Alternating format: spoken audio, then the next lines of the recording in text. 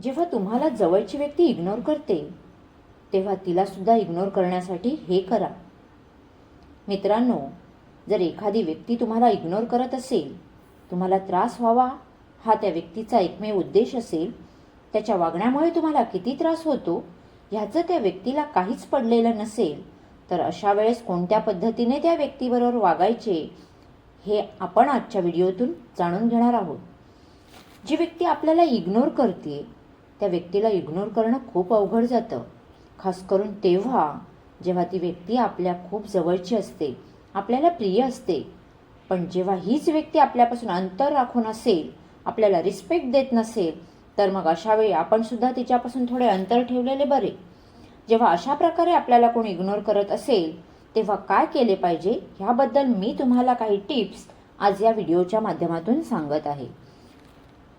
1. तुम्हाला इग्नोर करणाऱ्या व्यक्तीला इग्नोर करण्याचा उत्तम मार्ग म्हणजे स्वतःवर, स्वतःच्या ध्येयांवर, स्वतःच्या प्रगतीवर पूर्णपणे लक्ष केंद्रित करणे.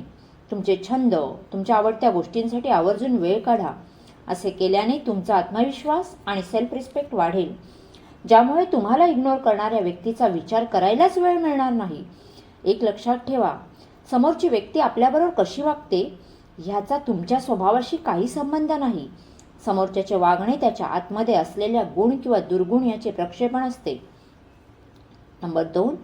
लोक तुमच्याबरोबर जेव्हा वाईट वागतात हे त्यांच्या वैयक्तिक कारणामुळे, त्यामुळे त्यांचे वागणे जास्त मनाला लावून घेऊ नका. जेव्हा जवळची व्यक्ती आपल्याला इग्नोर करते, आपल्याबरोबर वाईट वागते, तेव्हा आपल्याला वाईट वागणे नैसर्गिकच आहे. पण आयुष्यात अजूनही गोष्टी आहेत ज्याचा आपण विचार केला पाहिजे. तुम्हाला इग्नोर करणाऱ्या व्यक्तीबरोबर समजा तुमची गाठभेट झाली किंवा तिच्याबरोबर संवाद साधायची वेळ आली, तर तेव्हा तुमचे बोलणे कामापुरतेच ठेवा. जास्त गप्पा मारत बसू नका. नंबर 3. ज्या विषयांवर वादविवाद व्हायची शक्यता आहे असे विषय टाळा. अशा लोकांबरोबर जास्तीत जास्त राहायचा प्रयत्न करा ज्यांना तुमची किंमत आहे, ज्यांना तुमच्या कर्तृत्वाचे कौतुक आहे. अशा मित्र आणि नातेवाईकांबरोबर वेळ स्पेंड करा ज्यामुळे तुम्हाला फक्त आनंद मिळतो. असे केल्याने तुमची मानसिकता सकारात्मक राहील, जी तुम्हाला मूव्ह ऑन करायला मदत करेल. एका गोष्टीचा स्वीकार करा, समोरच्याची मानसिकता आणि त्यांचे वागणे आपल्या कंट्रोलमध्ये नाही. नंबर 4. त्यामुळे तुमचा फोकस पूर्णपणे तुमच्या प्रगतीवर ठेवा. थोडक्यात सांगायचे म्हणजे आपल्याला इग्नोर करणाऱ्या व्यक्तीला इग्नोर करणे खूप अवघड जाते, पण त्यांची वाईट वागणूक आपण किती दिवस सहन करणार. कुठेतरी आपण थांबलेच पाहिजे, कारण काहीही झाले तरी आपल्याला आपला स्वाभिमान महत्त्वाचा आहे. अशा प्रकारे जी व्यक्ती आपल्याला इग्नोर करण्याचा प्रयत्न करत असते त्या व्यक्तीसोबत आपण असे वागावे.